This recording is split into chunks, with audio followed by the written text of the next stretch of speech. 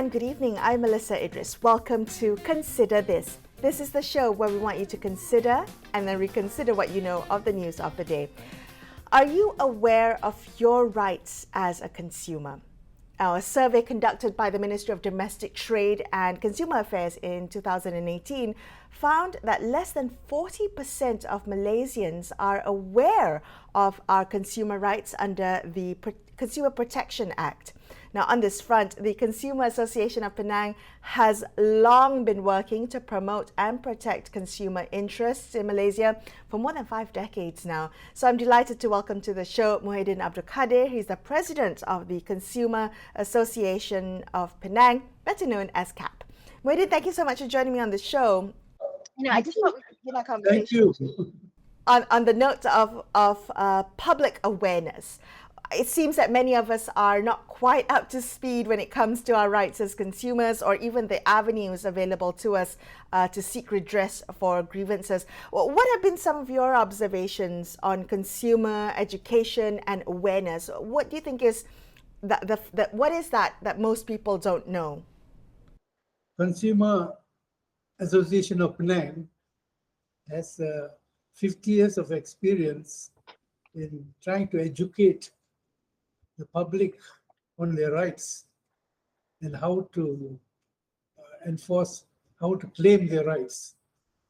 We are conducting education courses for the public in schools, adults, women, housewives, so that they will be aware of the laws and the channels that are available to get remedies when their rights are violated. That's what we have been doing for the last 50 years. And we have also been involved in calling on the government to incorporate into the educational system syllabus on consumer protection. We have been doing this at university level too, trying to introduce consumer education into the university syllabus. And I think University of Malaya long ago did accept our proposal and included consumer education in university education. Right. So what is it that most consumers... Oh, sorry. At school level, we have also been involved in forming consumer clubs in schools and trying to educate the students on their rights, as well as not only on their rights, also on their responsibilities. For example, not to waste, not to overconsume. So rights alone are not enough. Also on the part of the consumer, they also need to be responsible consumers. Right. So start them young and get them educated as to what their rights and responsibilities are. Can I ask you very quickly, in part of this this work of advocacy, what is it that you found that consumers tend not to know? Which part of the education or the awareness is the most glaringly missing? What most people don't realize is that there are laws in the countries to protect consumers, one. And secondly, if their rights are violated, where do they go? But that's why Consumer Association of Penang, and maybe other consumer association too, have been in the place where people bring their complaints. And when they bring their complaints, we take it up with the business. If they are cheated, for example, if there is underweight, short selling, for example, if it's overpriced, we first negotiate with the suppliers, the business company, business group, and try to sort the problem at that level. And also, if there are a lot of such complaints, we take it up with the Ministry of Domestic Trade and report to them. And so, as a result of the continuous interaction between CAP and the ministry, the ministry has been progressively improving the laws that protect consumers, so that it has been beneficial to both parties, to the CAP, consumers, and the government, so that the government will not be seen in the bad light by people if their problems are not addressed. Okay. So you mentioned going straight to businesses and then raising it to the federal level, to the ministry level. Can I ask you about other ways of redress? Because I know that there's the Consumer Claims Tribunal. How effective has that been as an avenue for redress? Consumer, in fact, the Consumer Protection Act was part of, we can say that CAP was one of the groups responsible for the enactment of the Consumer Protection Act. We have been writing to the government, and actually, I was in the Consumer Advisory Council myself, and one of the professors from University of Malaya was also then the chairman of the Consumer Protection Council, prepared a draft Consumer Protection Act and provided to the government.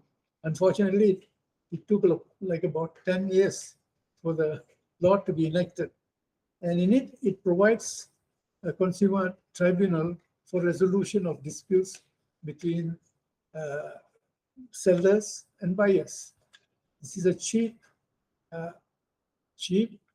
inexpensive. Lawyers are not allowed to appear and confuse the issues. And it's quite fast. It has been functioning quite effectively, I think. Of course, there's a lot of place for improvement, but the limit now, originally it was 10,000. If your claim is about for 10,000, you can go to the tribunal. If it is more than that, you have to go to the court, which is a lengthy and expensive process. Now the amount is increased to 25, and I think we have been recommending that it should be increased to 50,000, because even many things cost more than 25,000. Right, it goes up in price. So when we look at the regulatory framework as a whole, how robust is it? How adequate are the protections, not just the Consumer Claims Tribunal, but other areas of enforcement mechanisms? Do they provide adequate protections and redress for holding businesses accountable for violations of consumer rights? On the whole, we have fairly good laws. The Consumer Protection Act originally left out unfair trade and all that, but now it has been amended to include those things. So the laws are good. We have the Competition Act. For example, if companies conspire to manipulate the price and supply of goods in the market, there is the Competition Commission to deal with that problem. And similarly, we have Anti-Profiteering Act, so that businessmen don't take the opportunity of festivals to arbitrarily raise the prices. Right. So we have, and the Trade Description Act, which requires people to display prices, so that the consumer will know what he's bargaining for. So these laws are in place. On the whole, they are good. But maybe they need some improvement. But the weakness is in enforcement. Unfortunately, it's not being enforced sufficiently. We have been making statements, press statements about prices going up of vegetables and eggs and chicken and all that, but no effective action was taken until recently. I think the present minister is very concerned about prices and all that. He has been going to the ground, meeting the consumer, meeting the sellers, meeting the wholesalers, and trying to sort out the problem. So they need to improve enforcement. And part of it may be due to lack of resources and capacity in the agency itself. You need sufficient workers. You need people to be trained properly to detect all these things and to prosecute them in court if necessary, or to take other actions to even beginning with advising them. And if they are still not following the advice, then they have to be taken to court and punished. Right. I think that is the key issue is enforcement. Okay. Can I ask you, as part of your work as a consumer rights advocate, have you experienced resistance from businesses? I mean, business corporations, they see consumer rights, may see consumer rights as a threat to their bottom line. Are you seeing resistance when you raise issues of product safety, of quality, of pricing? The thing is, they haven't directly interfered with our work. Or I myself have personally haven't encountered any threats or anything when we voice up the dissatisfaction. And they have a strong lobby. This is the problem, see. Unlike the consumers, the business community has a strong lobby, and politicians are very close to the business lobby because they get donations for the elections. But CAB can't give donations to the political parties, you see. But businessmen can. They have a lot of millions of dollars to make. For example, we have been campaigning against vape and other things. And the former minister introduced a very useful piece of legislation, which I hope will be adopted by the present parliament. But unfortunately, there is a strong opposition from the business community. Although we have argued, and there is enough evidence to show that vaping and other smoking cigarettes are very harmful to the people, particularly the younger generation. But then they're only interested in their profit to their companies, but they're concerned about the health of the nation, especially our future generation. What sort of people are we going to have in the future as our leaders, as the people who are workers in factories and other things. So we don't receive personal threats, but I think their business lobby is very strong in this country, like anywhere else. Like the United States, for example, they write the laws. The free trade agreement is the business community that writes the laws. The state just endorses it and tries to push it to everybody. Right. Okay, Moidi, we're going to take a very quick break here on the show, but let's come back and continue this conversation in just a couple of minutes. Stay tuned to Consider This.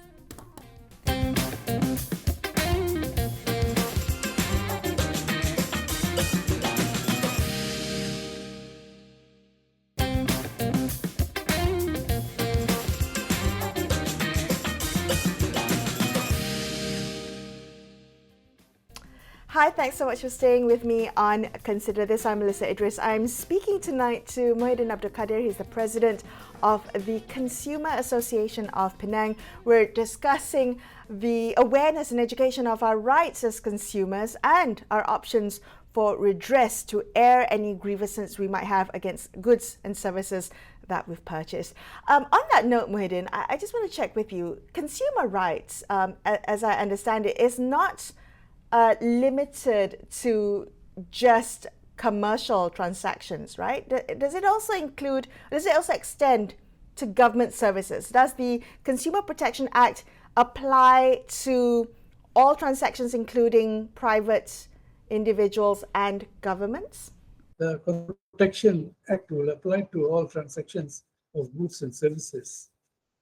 But when you talk about issues of products and services, but you talk about environment and things like that, they have a different legislation to protect the environment. And in fact, our constitution itself, Article 5, is there's a guarantee to life. You know, you can't take people's life without going through the process of law. But that has been interpreted to include providing livelihood for the people. In other words, it's no use saying that confining it only to unlawful killing or taking the life unlawfully, but also you must guarantee people are able to live. In other words, to live, you need food. There must be food security. So it is if the constitution is interpreted liberally, like some judges have said, and in other jurisdictions they've also extended the interpretation of the act to include protection of livelihood. In other words, a person must be able to earn, to buy food, to live. Otherwise, it is a meaningless right. So there are protections if you are in our laws, provided they are put into effect. People are conscious of those rights, and the government agencies seriously enforce any violation of those rights to for the people. I'm just wondering whether consumer rights also extends to government services. For instance, if education, healthcare, public services, transportation, do we as consumers have the right to expect a certain level of quality of product safety, of service, a satisfactory service for public services provided by the government? See, the consumers have a right to sufficient,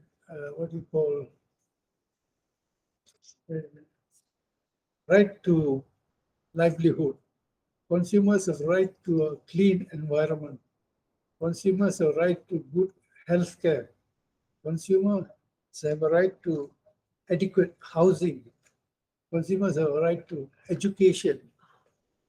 These are all basic rights.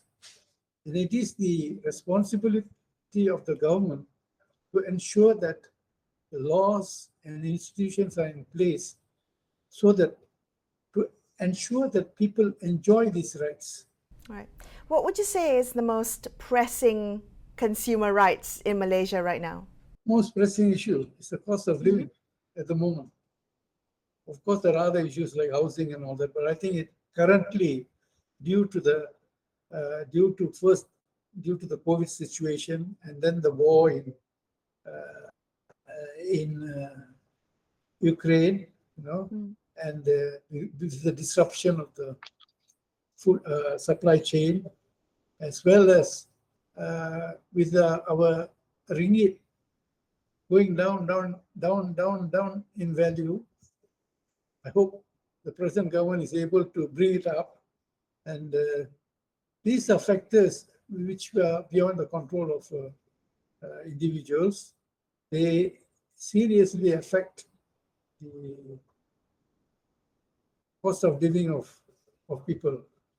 The prices are going up. For example, I can give you some example.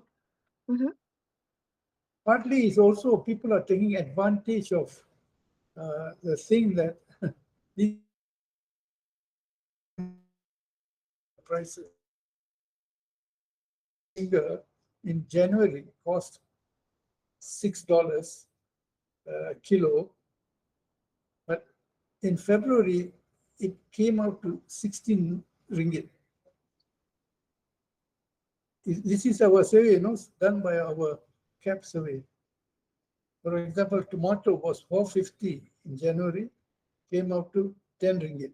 So similarly, all have been increasing by 100, 150%. See? So this is going to create a serious problem for the people. That is why CAP has been calling on the government to focus on food security. But Right. happy to note that the government is now in the last few months talking seriously about food security. Otherwise, they were only talking about foreign capital and other investment. Mohidin, can I ask you, when you look at these price hikes, these astronomical jumps in prices of everyday goods, how do you determine what is proportionate increase in price given, all the external factors, and what you think is profiteering? I think it's quite easy to, things don't go up 100% just because of the rain in Terengganu or Kelantan, So these are, for example, Competition Commission in 2019 did a study and said that the price is due to profiteering. Price hike is due to profiteering. The producer, the fisherman catches the fish, and by the time it reaches the consumer, the price has gone up 100%. See, somebody in between, the one who catches the fish and the one who consumes the fish, a lot of monies, a lot of cost goes to these people in the middle group. And that is why we have been calling on the government, and I think recently the minister has been responding and trying to reduce the middleman intervention in food in the production and supply of rice. Okay. All right. In the couple of minutes that we have left, what is it that you would want Malaysian consumers to know watching tonight? How can Malaysian consumers better protect their rights, make informed choices and responsible choices when purchasing products and services? Yeah, I think you use the right word. They must make responsible choices. First of all, they must avoid wasteful consumption. Once you get the money out of EPF, you straight away run and spend it instead of using it for some useful purpose. So waste is a big problem in the country. People are over-consuming. A lot of waste lands up in our landfill, which creates environmental problems. So number one, look at your lifestyle and eliminate any spending that is unnecessary. Not only for now, even for the future, because waste is also responsible in indirect ways to the climate crisis we are facing. So you will be contributing to improving the situation by cutting down on consumption. That is number one. Number two is, as you said, they must be responsible and they must be aware. If the prices are going up, don't just keep quiet. Take it up. Take it up with the authorities. Bring it to the attention of Consumer Association, of Penang, and the other bodies, so that some action will be taken to remedy the situation. Don't just keep quiet and accept it.